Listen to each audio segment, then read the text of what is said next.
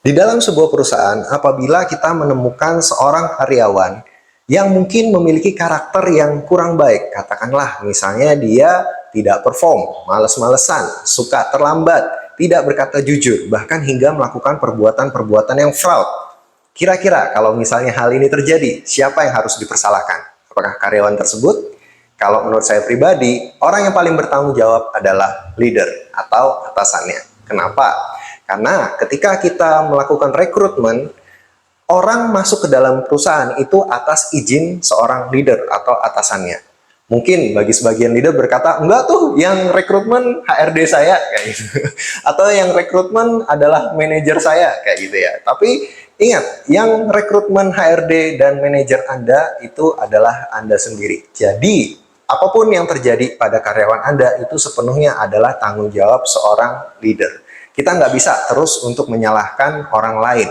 Saya sering sekali melihat di dalam sebuah perusahaan yang mungkin memiliki permasalahan yang kompleks terhadap karyawannya, terhadap human resource-nya. Saya melihat akar permasalahannya tidak hanya di karyawannya, tetapi bisa jadi karena faktor-faktor yang lain.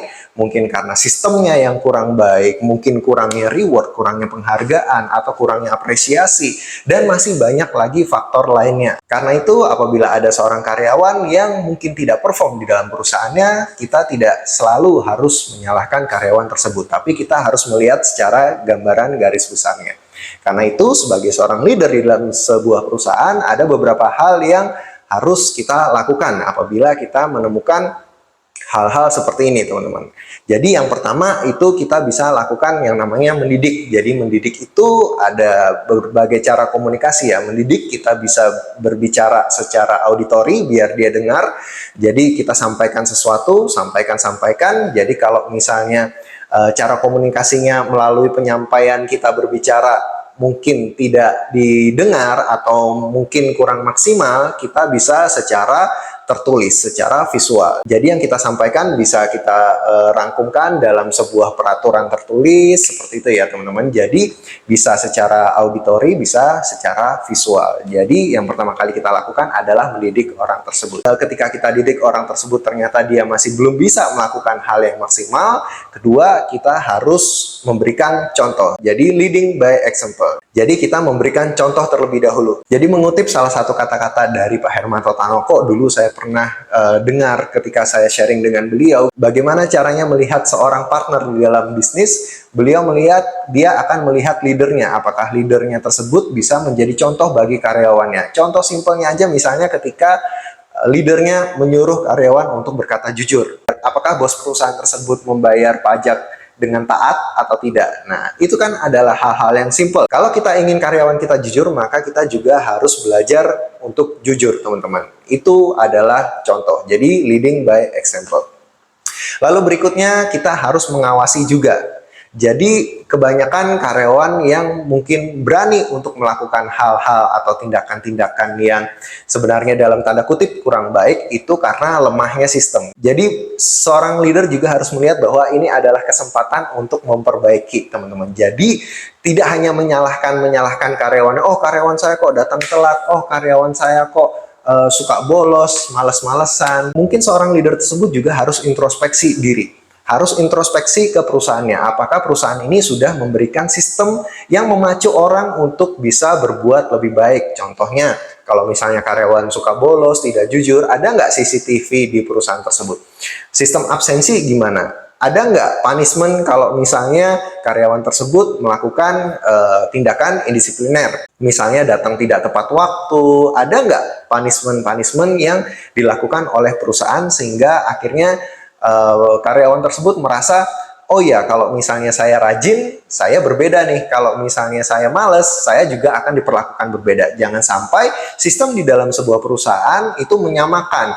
Kalau misalnya orang yang rajin juga nggak ada rewardnya, orang yang males juga nggak ada punishmentnya, jadi karyawan tersebut akan merasa bahwa kalau saya rajin juga, teman-teman saya malas-malasan juga nggak kenapa-napa, masih di sini juga, masih di perusahaan juga, nggak ada bedanya, kayak gitu. Nah, itu akhirnya membuat karyawan merasa bahwa ketika saya melakukan lebih baik juga percuma, nggak ada apa-apanya, nggak ada benefitnya buat saya. Jadi bisa jadi sistem yang salah di dalam perusahaan itu yang juga akhirnya membuat ada kesempatan dari karyawan tersebut untuk melakukan hal-hal yang dalam tanda kutip kurang baik di dalam performa bekerjanya, teman-teman. Jadi selain sistemnya harus dibenerin, peraturannya juga harus diintrospeksi kembali, dan CCTV itu penting. Namanya di dalam kantor, seorang leader tidak bisa mengawasi 24 jam ya karyawannya mau ngapain aja kayak gitu. Tapi setidaknya ketika ada CCTV, seorang leader tuh kadang pasti ada feelingnya, teman-teman. Ada feeling ngerasa bahwa oh nih ada yang nggak beres nih, oh nih ada yang nggak beres nih. Nah, ketika kalian ada hal yang nggak beres, namanya perasaan itu kan asumsi, harus dikuatkan dengan data. Nah, data itu kalian bisa review dari berbagai macam ya. Jadi dari laporan performa, laporan kinerja, dan juga dari hasil CCTV. Misalnya anak ini ngerjain apa aja, kayak gitu ya teman-teman. Jadi monitoring atau pengawasan di dalam karyawan itu juga penting, juga mempengaruhi bagaimana karyawan bisa perform dengan baik di dalam sebuah perusahaan.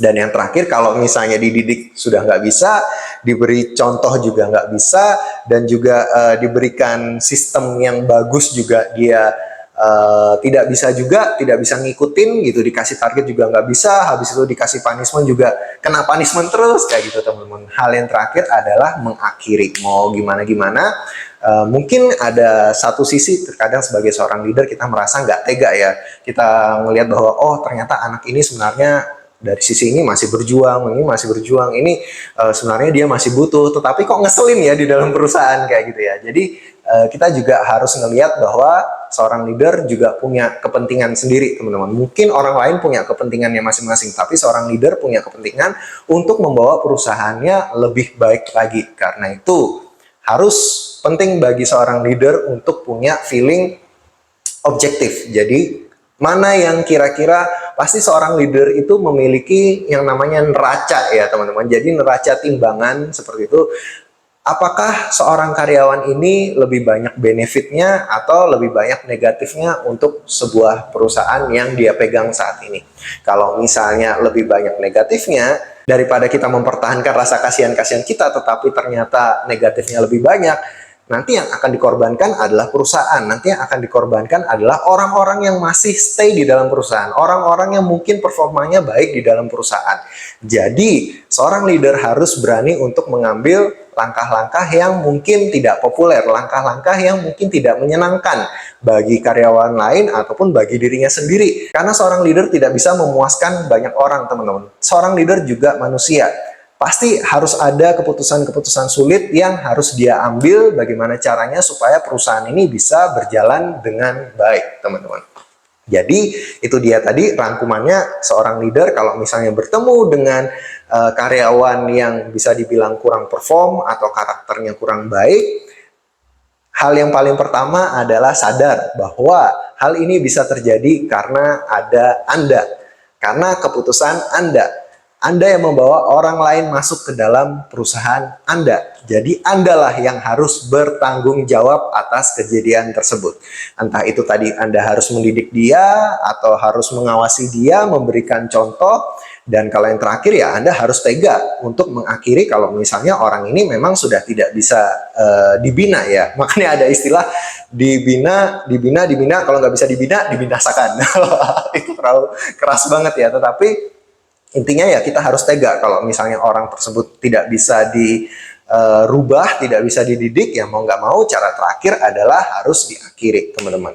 Tapi itu tadi, kalau misalnya karakter orang tersebut masih bisa dibina, ya syukur kayak gitu ya, alhamdulillah ya, puji Tuhan gitu, berarti orang tersebut masih bisa lanjut di dalam company tersebut sesuai dengan neraca. Seperti saya sampaikan tadi, ada neraca benefit dan juga ada negatif. Kalau misalnya ternyata negatifnya berkurang dan benefitnya semakin tinggi semakin hari, ya berarti karyawan tersebut layak untuk dipertahankan, teman-teman. Tapi nggak semua karakter orang bisa berubah ya teman-teman, karena karakter itu kebiasaan hari demi hari, bulan demi bulan, bertahun-tahun, sampai menjadi membentuk karakter orang tersebut, teman-teman.